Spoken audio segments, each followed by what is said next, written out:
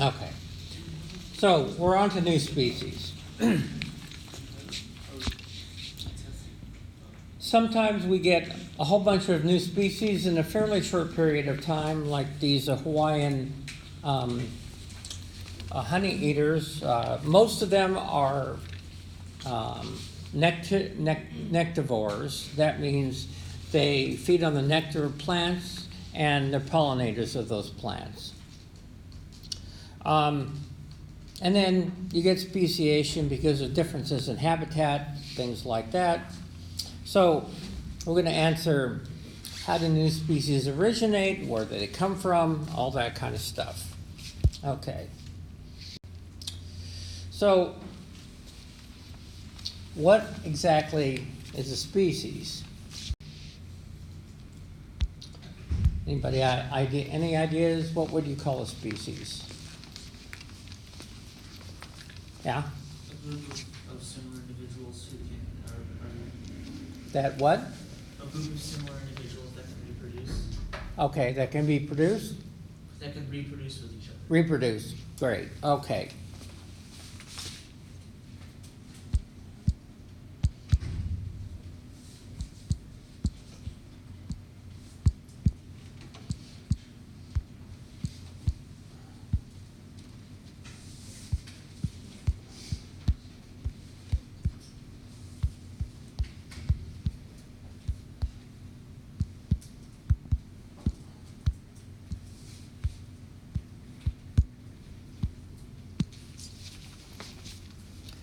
Yeah.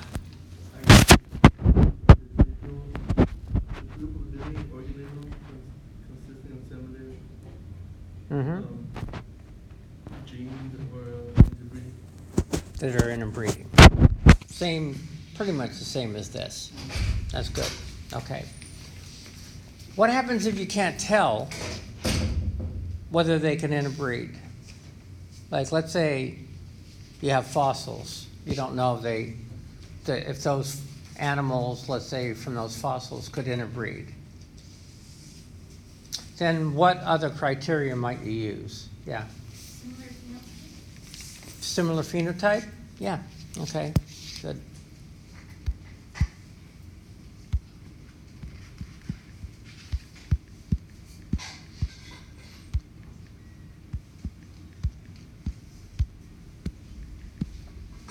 Okay. So the definition that a lot of people use is the one that we just called, we talked about. It's the smallest evolutionarily independent unit, and it consists of interbreeding individuals in a population that can evolve independently of other populations because there's no breeding between those two populations. Okay, so essentially, though, for that to happen, you have to have no gene flow. If there's gene flow between a population, they become more and more similar to each other, and then they're considered the same species. Okay. Now, we talked about the phenotype, and similarities in the phenotype. And the trouble is, there's a lot of variation in populations. So just think about humans. There are some very tall humans. A lot of populations in Africa, like the Watusis, are well over 6 feet. Some up to 7 feet. There's also some very small humans, like the San and pygmies.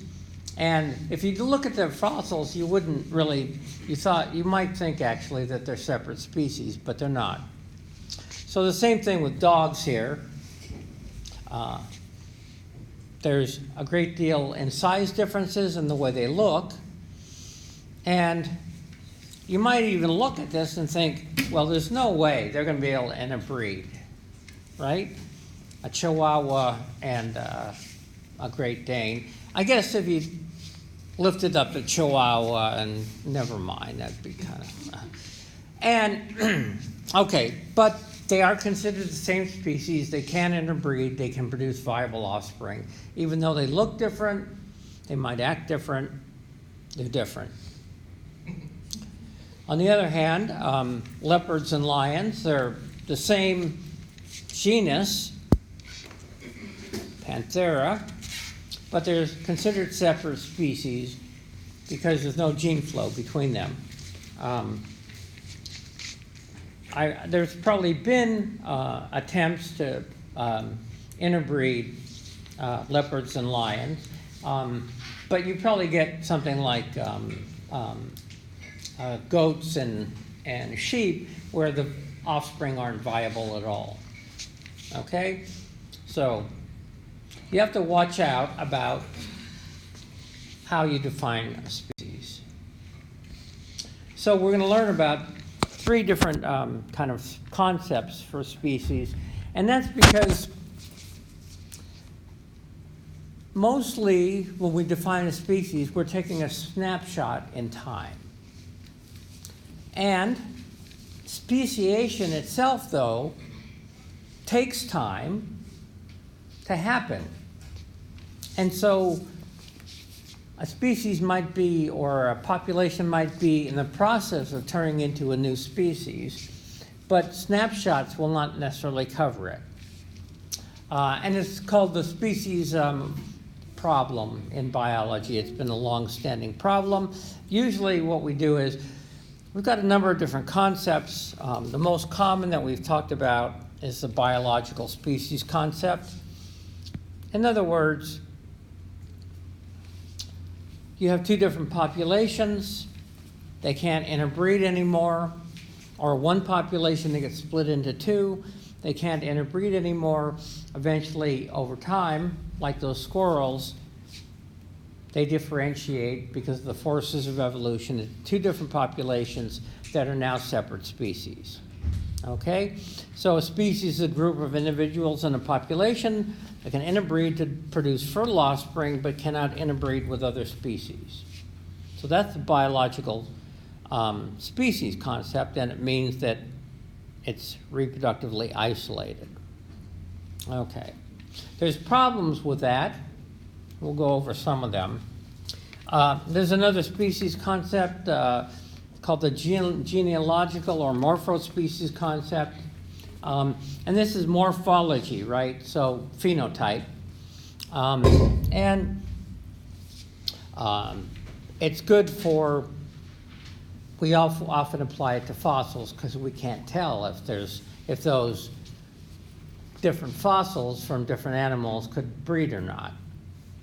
And then there's a phylogenetic species concept, which is kind of looking back in time. And we can look at most common recent ancestor. So here's a common recent ancestor for this whole group. And those that are closer evolutionarily are closer sister species compared to more distant related, even if they look different. So, example, A and B, they look similar to each other, right? You might want to put them together as a morphospecies concept, but it turns out if we look at their genes, they're more distant related to each other than B is to any of the other ones in C. Okay? So in other words, C, B and C actually share a more recent common ancestor than do A and B, even though A and B look similar. And we'll understand why that happens. You can look similar because you might be living in similar types of habitat, even though you're not related. Okay, so let's take a look. Biological species concept. Again, it's a matter of reproductive isolation. Individuals who can breed and produce viable offspring that can breed themselves are considered the same species.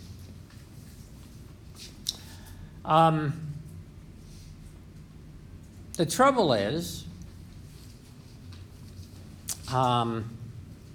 let's say it turns out that a lot of plants can interbreed fairly successfully of even distantly related. So let's say in South America you've got an orchid species, and you got another one in Africa, and some person goes out and collects them, and then decides to create a hybrid. And they do. They create a successful hybrid species between the two, even though those two species have been separated for millions of years. So normally you would call those separate species, but they can actually interbreed. So the biological species concept kind of falls apart.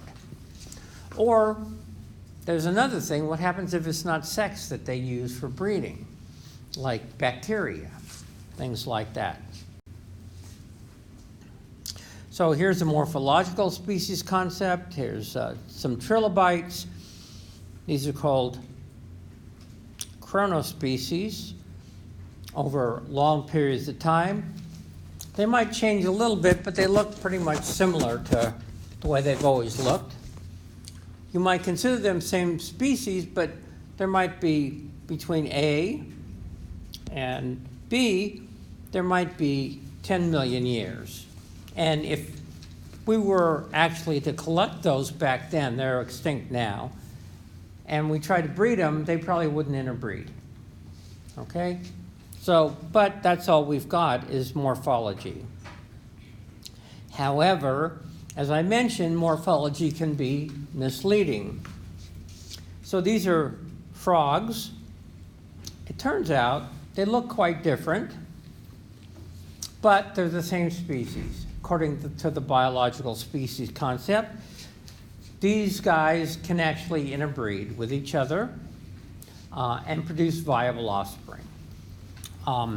It's just that they live in different habitats, and so they're locally adapted to those different habitats.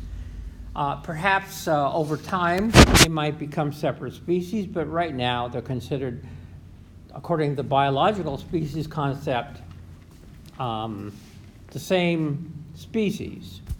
Okay? So in this case, the biological species concept and the morphological species concept are contradictory. Okay, and then finally, we look at the phylogenetic species concept. We look at, let's say, genetics or other characteristics. So here we have a domestic cat and a leopard. They actually share our most recent common ancestor back in time. Here's the ancestor. And then over time they split in two, probably because of geographic isolation. And we can demonstrate, first of all, we can try to breed these, and we know that they don't produce viable offspring. They look different as well, okay? But they are sister species, they're related to each other. You can also, here's another phylogenetic tree. It turns out all these animals, they're all carnivores. Okay, they're all meat eaters. There's a bunch of different kinds of carnivores. There's wolves, dog-like carnivores, cat-like carnivores, mustelids like weasels, a number of others. Okay, so it turns out that we know that a common ancestor at one point, back in time, was a stem carnivore at that time. And then, over time, they split into different groups. And it turns out the dog group and the cat group split at a certain point, right here. And one gave rise to the dog group, and the other gave rise to the cat group. And then, subsequently, there was another node,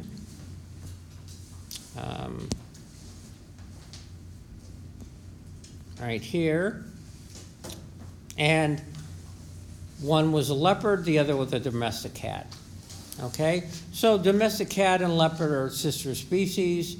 The wolf and the two cats are sister taxa. Okay, so we often look at phylogeny if we can figure out older and newer traits and see how they line up, and then use that to designate what a species is. Okay? And in fact, we now know that we used to think there was only one species of elephant, the African elephant in Africa, and now we know there's actually two. They look a little different too. They live in different habitat. The smaller forest elephant lives in Congo and West Africa. And then the savanna, the one we're most familiar with, is bigger, lives throughout East Africa and elsewhere in Africa. Okay? There's another one, the Asian elephant. Yeah, and then there is. And then there's the Asian elephant so at one point, all the elephants shared a most recent common ancestor.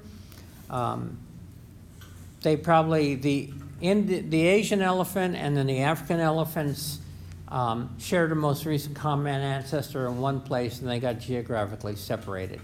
There's a whole bunch of other elephant species in here that aren't showing, that are all extinct, like mastodons and mammoths and things like that. So we know that the East Africa forest elephant has unique DNA sequences that are not shared with the African savanna elephant or the Indian elephant. But we also know that the forest and savanna elephants share more sequences in common, more genes in common, alleles, than do the Asian elephant. So we can then assume that the two from Africa are more closely related. Okay. So where do we come from? We've seen this before, pretty much like your family tree. You are more closely related to your siblings and your parents. You're 50% related to them. You are related to your cousins by 1/8. You are related to your grandparents by 1/4. So in terms of your first cousins and then all your siblings and you, there's another node here back in time where the grandparents of both families are the ones that they're all related to. Okay? So the same thing happens in evolution, where we've got common ancestry, older common ancestors, more recent common ancestors. We can actually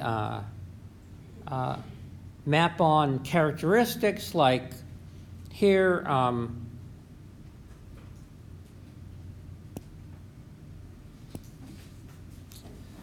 vertebral column, 4 legs,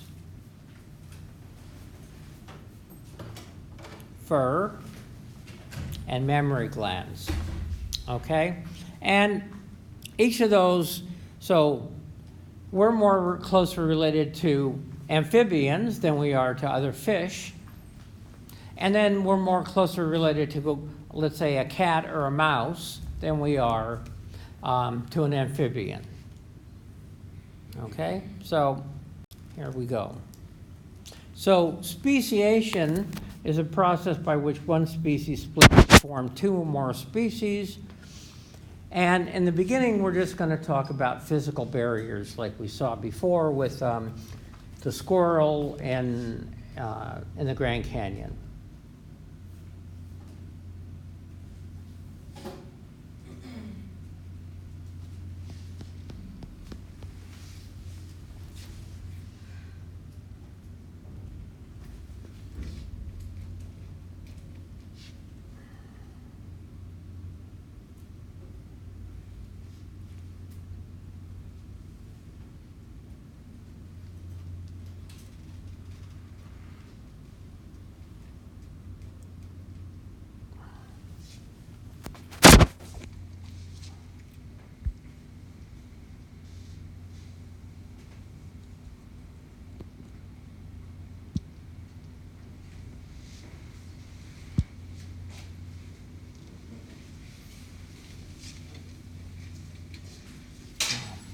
erase, not that again.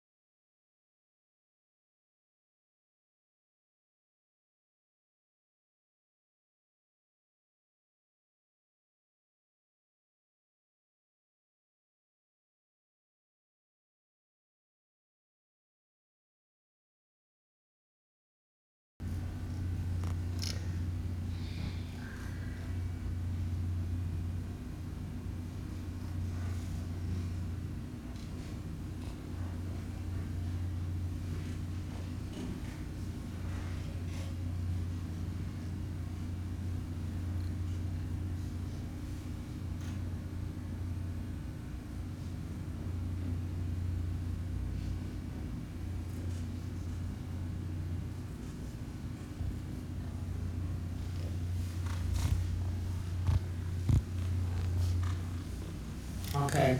What best describes the different biological species? The two groups can interbreed regularly. Members of one group are unable to make fertile offspring with another. Members of one group are geographically isolated from each other. The two groups have different DNA sequences. So which of those is true?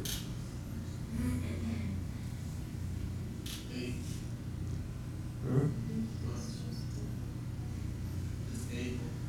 Is it working? What? Huh? What do you guys think? The two groups interbreed, so it can't be the A, can it? So it's biological, it's all about breeding. So it's not. No. It's B. Perhaps. Yes, it is. Oh. I put B, but it didn't take it. Yeah. But mine didn't take it.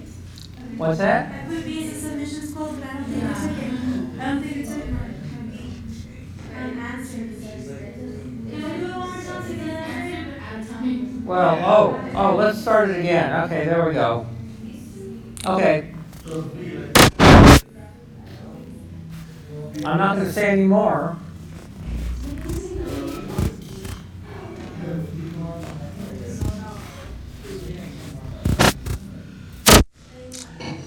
Anybody not finished now? Okay. Look at that. You guys are great. We did it right, all of us? Yes. Okay, so here we are.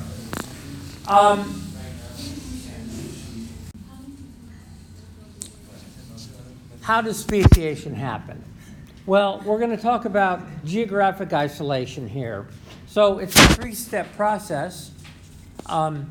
Gene pools are disrupted between, or gene flow between populations is disrupted, we'll say by a geographic barrier.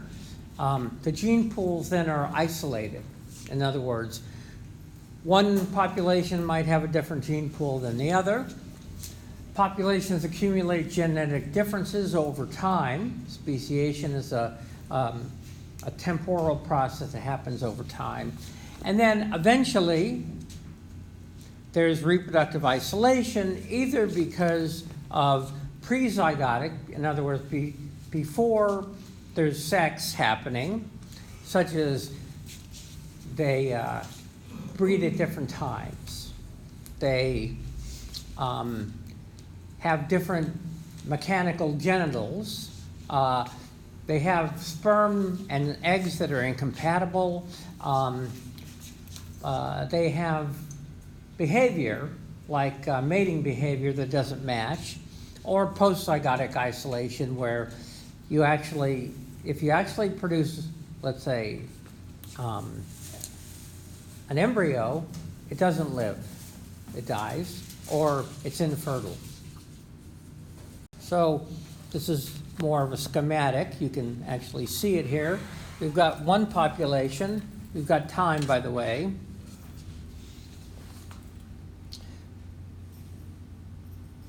So old, new, right? And we've got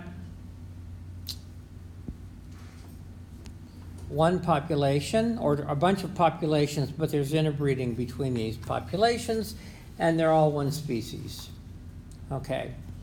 Then some kind of barrier to reproduction, in this case we'll say it's geographical, perhaps like a mountain range, rises up and split, or like the squirrels that we looked at in the Grand Canyon, a river interrupted them, and now these two populations are on either side of it are isolated from each other, and they accumulate differences, and eventually they can no longer interbreed, even if, let's say, they were to come back together again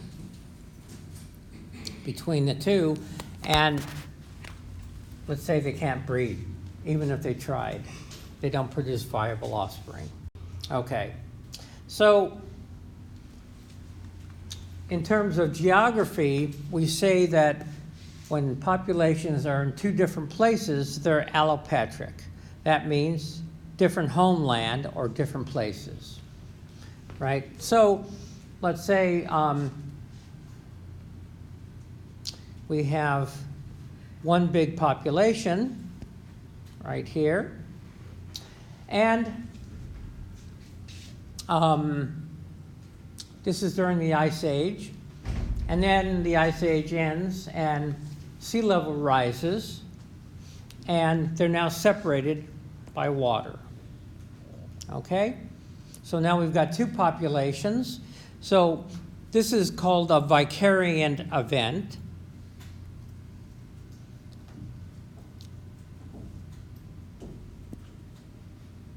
Separation or division of a group of organisms by a geographic barrier. In this case, it's water. It could be a mountain range. It could be all sorts of geographic barriers. Okay? Over time, in allopatric speciation, which by far is the most common, these populations diverge until they're pretty much separate species. The question is, according to the biological species concept, are they separate species? Let's say there's a new ice age, the water level drops. Again, we have one big geographic area, right? And these two populations are together again. One of two things can happen. They can come back together and start breeding, in which case they're considered the same species, even though they've been separated for a long time.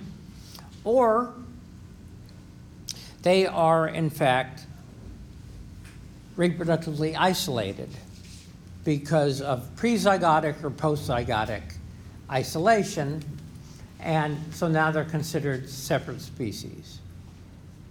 There's a similar case. Another example of allopatric speciation is called parapatric. Remember we talked about the founder event where, let's say, a small group from a large population goes to an island. Okay, so we've got the same sort of thing here. We've got this small population that flies over to this small island. They're separated.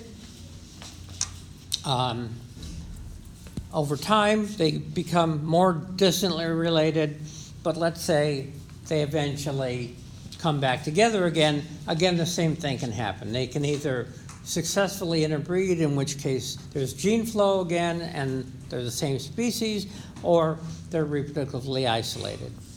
And then finally, you can actually get a situation, sympatry, sympatric speciation. That means same homeland, where you have two populations that occupy the same space, but there's some way that they keep isolated. And so we'll look at that.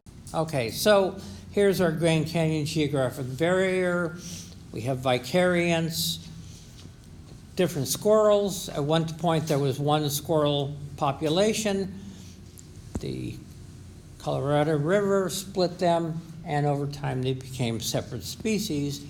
So this is, again, geographic or allopatric speciation by vicariants. Like I said, they're now separate species because they can't interbreed anymore.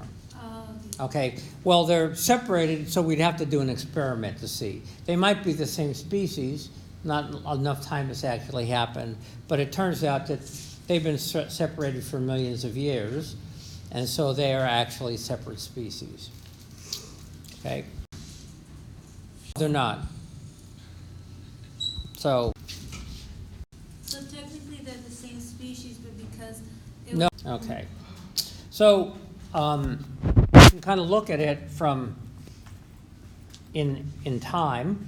We've got these different reptiles. They have different colors. You can see the color morphs. They're all about the same, 20%. There's 5 different color morphs. We've got a river up there, and the river changes course and splits the population. Okay? So Both sides have the same color morphs as they did before, but now we're going to go 20 generations later. We see on the left, we might have, let's say, soil type differences. And so on the left, we've got kind of what we had before, a little bit darker than they used to be. On the right, a little bit lighter, and there's even one with a spotted mutation that came up. After 40 generations, they're even more different. You can see the ones on the left are darker, and the ones on the right are lighter, and there's more spotties. And then finally, 60 generations later, they're much different populations. So this is allopatric speciation. Okay. We had something like this when the Isthmus of Panama joined North and South America. In this case, though, we're looking at marine species, and we've got these snapping shrimp. Before the isthmus came up, this was all water, and, for example, this and this were closer related to, they were the same species. But now they're separate species because they've been geographically isolated for a while. And there's other species here, these and these. And if we actually looked at their genes, we would find out that, let's say, A and B, well, we'll say these are B, and this is 1. These are more closely related to each other than these are, okay? So we've got allopatric speciation because we've got the area has been divided by a landmass. Okay, and then again we start out, there's a land bridge, allopatric speciation to an island, let's say. They cross, there was a land bridge, let's say, a small group went across, they start a new population, this population changed. So this is where we kind of left off. Again, this is allopatric speciation, but from the founder effect. In this case, over time, there was a spotty mutation, and then they all ended up with spotty mutations because perhaps it was beneficial on the island. This is after 60 generations. Okay, so this is what I'm going to do. Okay, and then what could happen if, in fact, let's say the water level dropped and they were now no longer a barrier and they were all together. If they could actually interbreed, they are, of course, are the same species, even though they might have had a spotty mutation, right? Or if it turns out there's been enough time and there's been a reproductive isolation, then they're different species. Okay.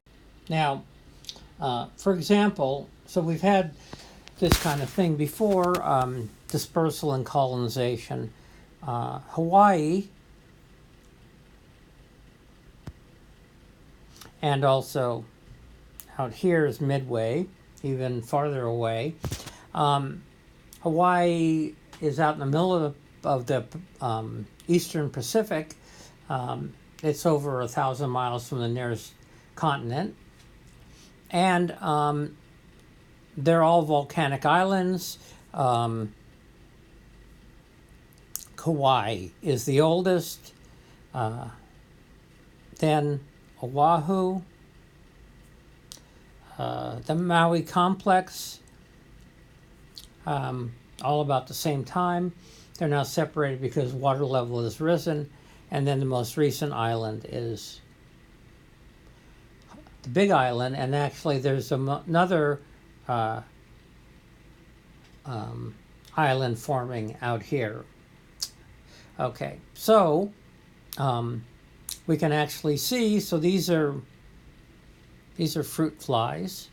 There's over 500 species of fruit fly, all from one small group that managed to get blown all the way over to Hawaii from the mainland, somewhere, perhaps South America.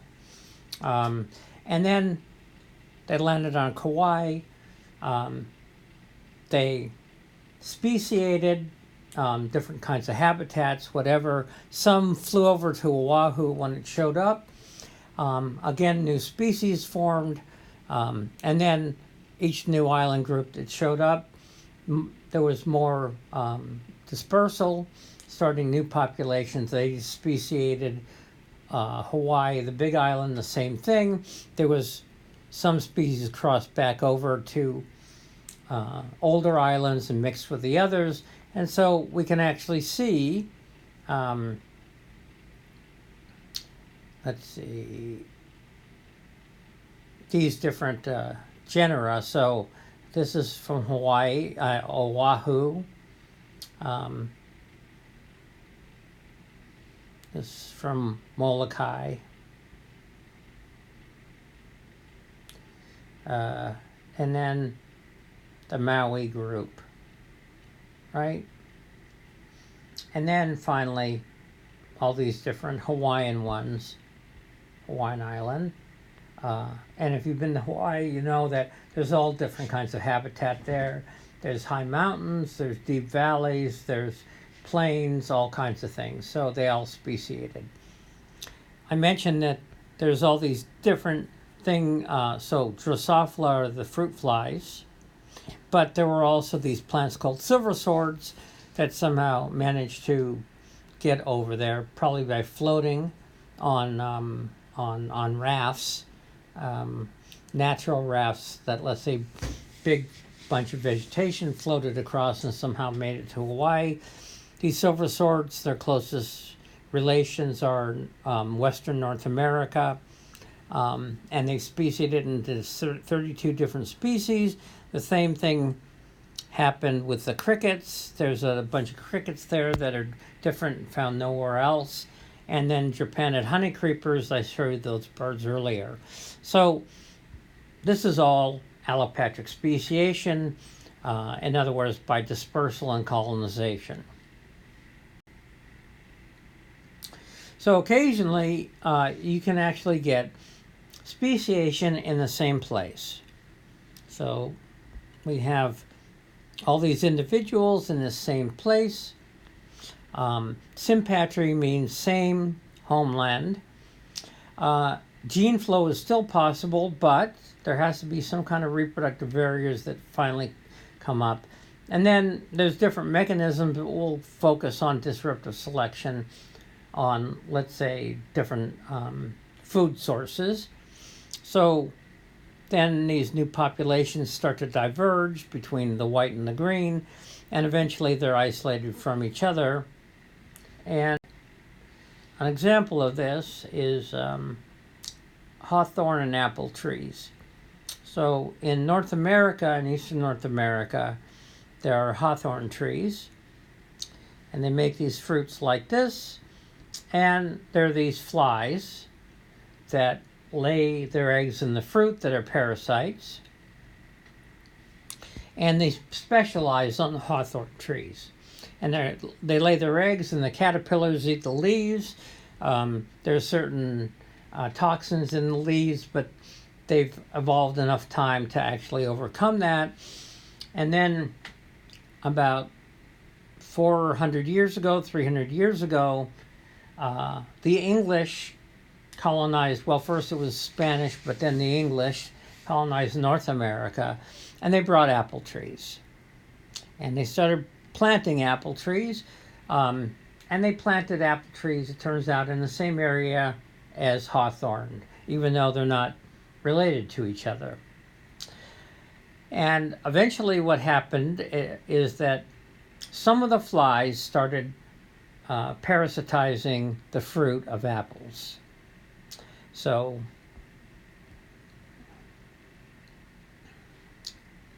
And because they laid their eggs on apples, the eggs hatched and the larvae ate the apple leaves. They became accustomed to eating toxins on the apple leaves, and they were able to detoxify it. And over time, the populations of flies started to diverge. So, in terms of how they respond to different two kinds of plants, each apple and hawthorn, the fruit smells different and the leaves smell different. And there were some experiments where they actually gave flies a choice about where to go, whether it was an apple scent or a hawthorn scent.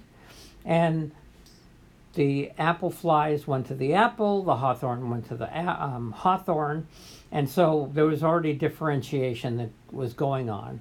And eventually, these are now considered separate species. So this is in the same location, even though normally we want geographic separation, they were using habitat differences to speak. Okay. Similar thing happened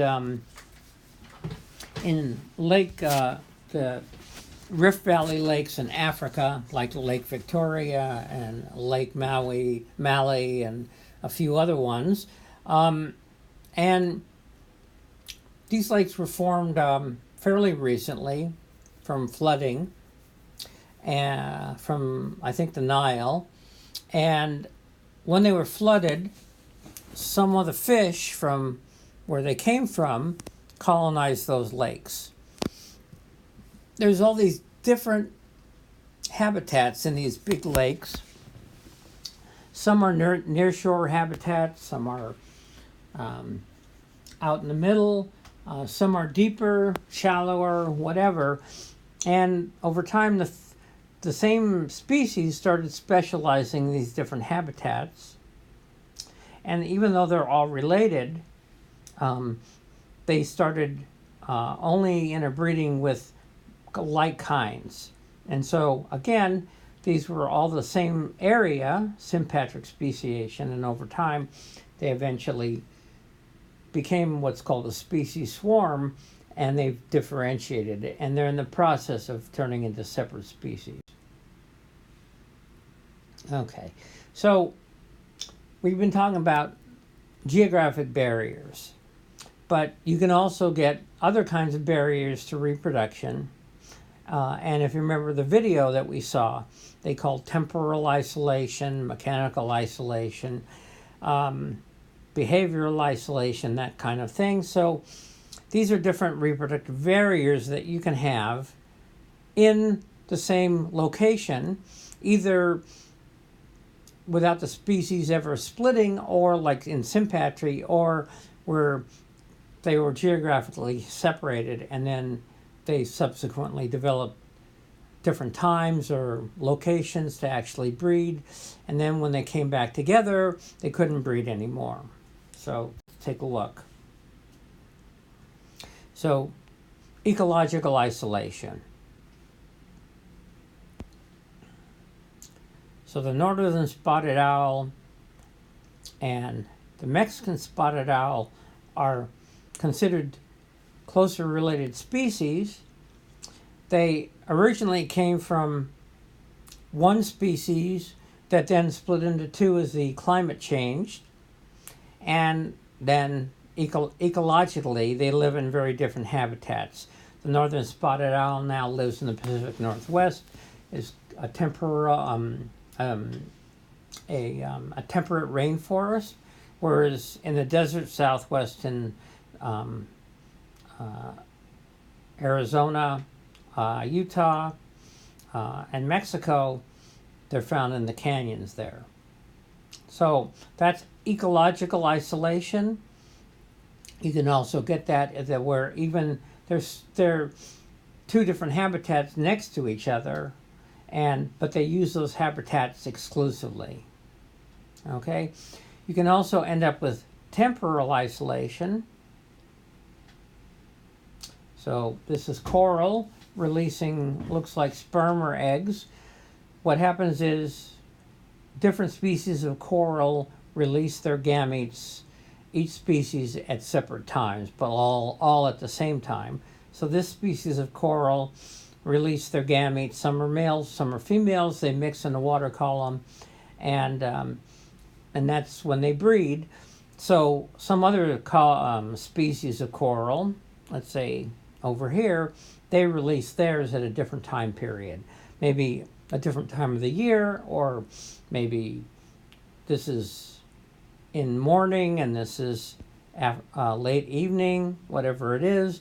So there's temporal isolation. There's also behavioral isolation. These are blue-footed boobies. I'll run a little video on that. And so there's other kinds of boobies, and like the brown-footed, and they go through a different courtship display. So it's only if they do the right courtship display that they'll actually breed together. Okay. These are mechanical isolation. They're actually hermaphrodites, but it turns out the sex organs are not compatible. These are two different species, and so even if they try to breed, they can't. And then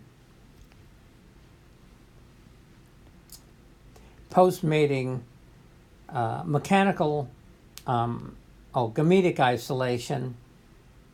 So let's say these are two different species of mimulus. They're related to each other, but they're separate species. If you were to get an insect that went to one flower and then brought pollen over to the other, they wouldn't actually produce viable offspring because their gametes don't exactly work together.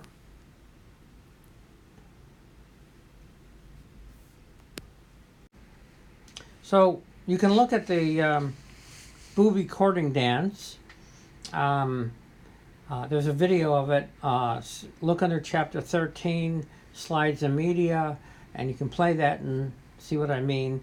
So they have a very specific dance, and if they don't do that dance, they don't mate. Okay. So here's ecological isolation, another example. You have the same species of coral, but some live in shallow water, some in deep water. Obviously, the habitats are different ecologically. The shallower, the weight of the water is less compared to the deep.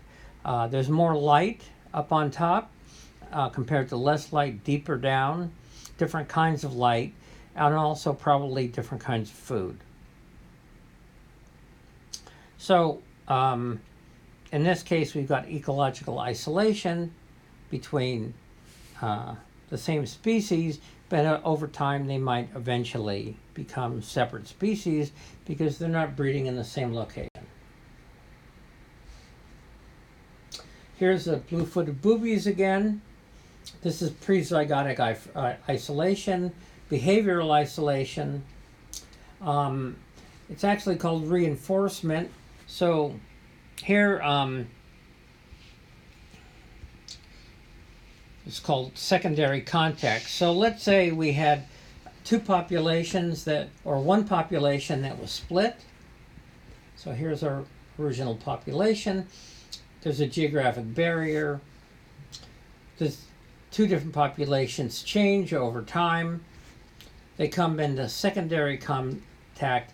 They can either fuse back into one species, or because of, let's say, behavioral isolation with the blue boobies and the mating dance and all that, they may not recognize each other as the same species, and so they'll only breed with their kind. And so we now have speciation.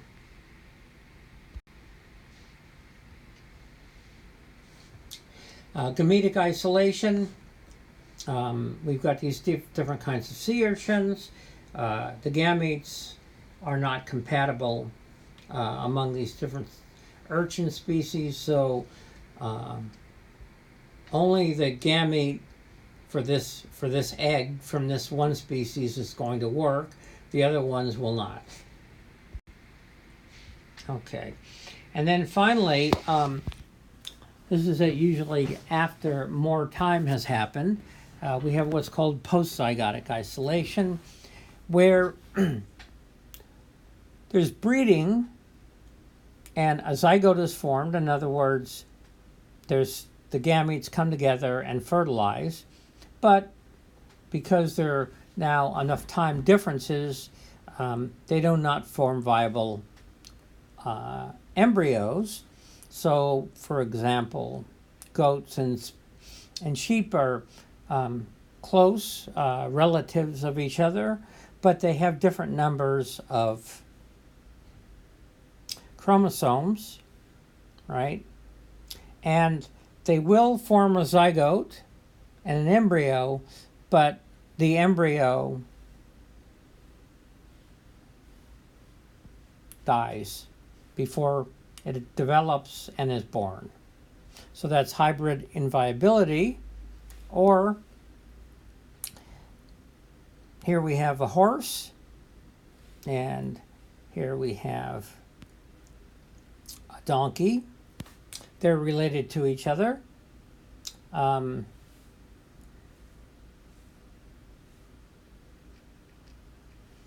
The horse has 64 chromosomes, the donkey has 62. Somehow they manage to mate, they can make offspring. So there's a zygote, an embryo develops, they end up with a hybrid. It's called a mule. Unfortunately, mules are infertile. Okay, hybrid sterility. And so they cannot mate with each other even and produce viable offspring. Okay. Now, there's also two other kinds of speciation. I'll go over them real quickly. Sometimes you have organisms that two different species, they hybridize and they add their chromosomes to each other. So you go from a single taxon with, let's say, hold on, here we go again. So let's say we have, where is that?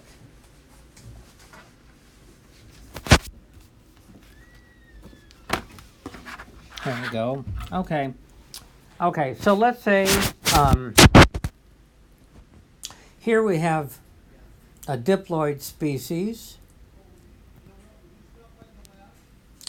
and here we have a triploid species and a tetraploid.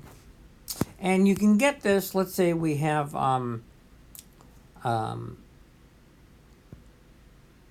different species and they add the chromosomes together. So let's say we get a diploid species and another diploid species. Let's say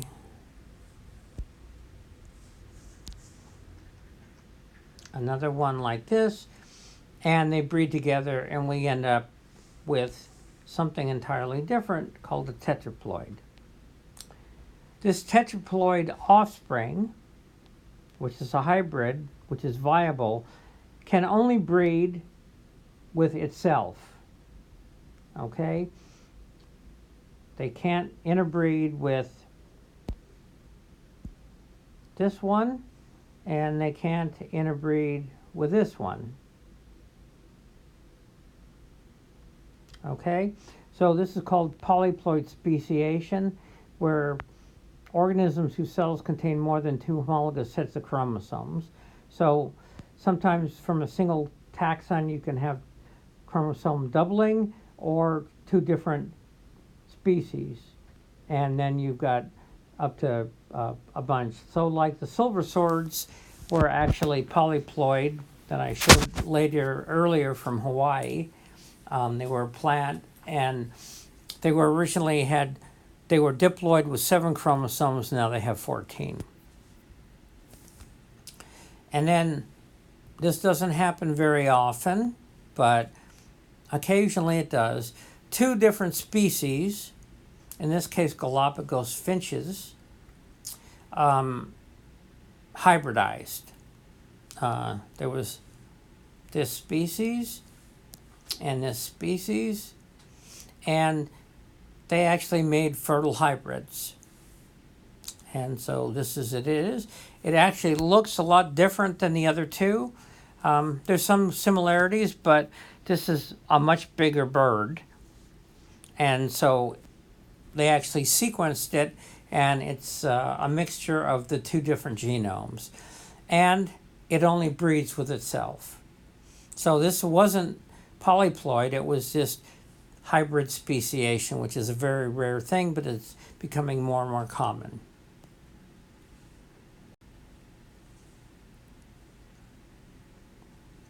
Okay, so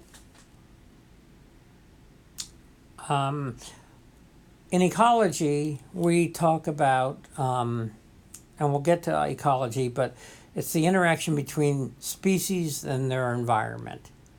And the environment is basically broken up into non-living things like how much oxygen there is, the elevation, how much precipitation, whether it's wet or dry, all that. And then also the different organisms that live in those environments. And so there's the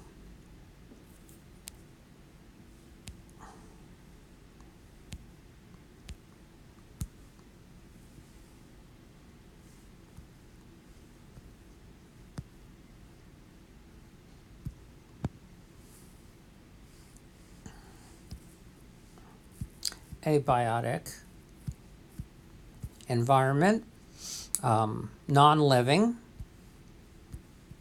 and then there's biotic environment, which is all the other species. So a lot of species evolve together. Let's say you have a predator and a prey. They're both acting as selective forces on each other. So, for example, a cheetah and a gazelle, or it can also be parasite and host. Let's say a mosquito and a human, or a pathogen, let's say, malaria and a human. Or there can be other kinds of coevolution between competitive species. They compete for the same kind of food, and so they're each affecting how the other one does in that environment together, or they might even be helping each other, like pollination, insects and plants with flowers, or birds that pollinate flowers as well, where there's mutualistic. So let's take a look. So when 2 or more species negatively affect each other, this is called antagonistic coevolution. There's an evolutionary arms race. Oftentimes, a cheetah and a gazelle, if the cheetah catches the gazelle, it eats it. If the gazelle gets away, the cheetah goes, doesn't get anything to eat. And so they both are actually pushing the other one to, let's say, run faster. Okay? The same sort of thing can happen. So here's our lion and a zebra. But you could also have the same sort of predator-prey relationship between, let's say, a mouse and a berry. Of course, they're not. We think of predator-prey as 2 animals, one eating the other, but it could be an animal eating a plant, or in this case, the fruit of a plant. Okay? And they're both affecting how the other one does. the mouse eating this berry, sometimes you have a fruit that's actually poisonous, and so to one species but not another, and so they might not. It's only the ones that can detoxify the poison. So it's the same sort of antagonistic relationships. Parasite hosts, where in this case we've got an ant or some other insect, and it's parasitized by a fungus that takes over its brain, and then it goes up high, releases its spores, and infects other ants. So these kinds of antagonistic relationships are often called the Red Queen hypothesis, meaning that, as Alice said in Alice in Wonderland to the Red Queen says, Alice says, "Why are we running so fast?" And the Red Queen says, "Well, here, you have to run faster and faster to stay in the same place." And that's how it is with, let's say, a parasite and a host. They're both trying to overcome the other, and just so they can keep up with each other, they have to come up with new traits that allow them to survive. So this is antagonistic coevolution. There's also competition. So in this case, there's competition for the same resource. These are separate species of sea star, or actually different sea stars and other things that are living on the rock, like mussels, and then some algae and stuff. And they're competing for space. So if the mussels take over everything, they exclude everything else. Or, in this case, you can get character or a competitive exclusion, or where they actually exclude each other. And like this is antagonistic competition, right? So these are the same species, obviously, and one's going to get the food compared to the other one. Or here we have two species separate, and they're eating different things, and they're both herbivores, but they've displaced each other. In other words, now giraffes eat leaves from a higher or a different kind of plant than this impala. And then finally, we have mutualistic coevolution between nectivores. In this case, one of the Hawaiian honey creepers, the iwi,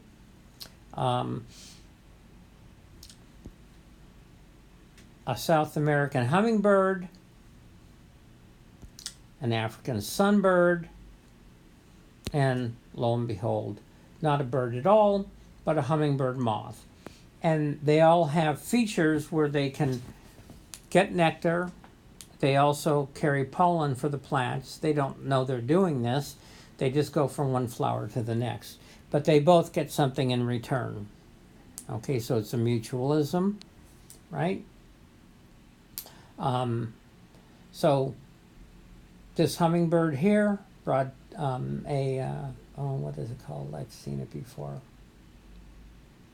And it doesn't matter. Anyway, it's got a bill that corresponds to a certain flower species, and it gets nectar, it gets pollen, it goes to the next flower and pollinates that. So this is kind of a win-win situation. It's a quid pro quo, as they specific is like with pollinators and flowers. Sometimes you get pollinators that are generalists, but sometimes they're very specific, where only a certain species, let's say this one, will only pollinate this one. But say that is, and sometimes you get. You can also get a mutualism a diffuse mutualism, these are frugivores. So they eat fruit and they disperse the seeds. The fruit, the birds get paid off in fruit, which is nutritious, and the plant gets paid off in having their seeds inside the fruit taken away and dispersed elsewhere. And so sometimes you have species that feed on a whole bunch of different things. So like this, for example, this redwing is the main, hawthorn is the main thing that it eats, right? It relies, the hawthorn it actually relies less on it. Well, let's see, probably more on the blackcap. So dependence on the frugivore, dependence on the plant for the frugivore. Okay, so actually I was wrong and reversed. So let's go back.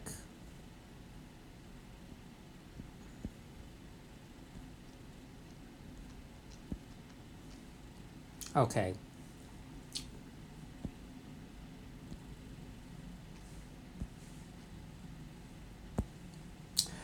Okay, so dependence on the plant for the frugivore. So in other words, hawthorn relies most heavily on the redwing.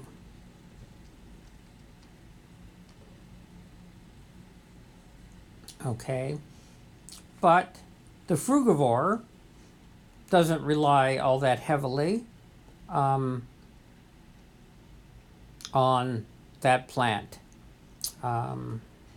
Let's see. So, for example, this blackcap relies most heavily on barberry, but very little does the barberry rely on the blackcap. So there's this diffuse, there's a mutualism between all these different species. Some are more beneficial to the other. It's not like there's one perfect frugivore or one perfect plant that the frugivore relies on.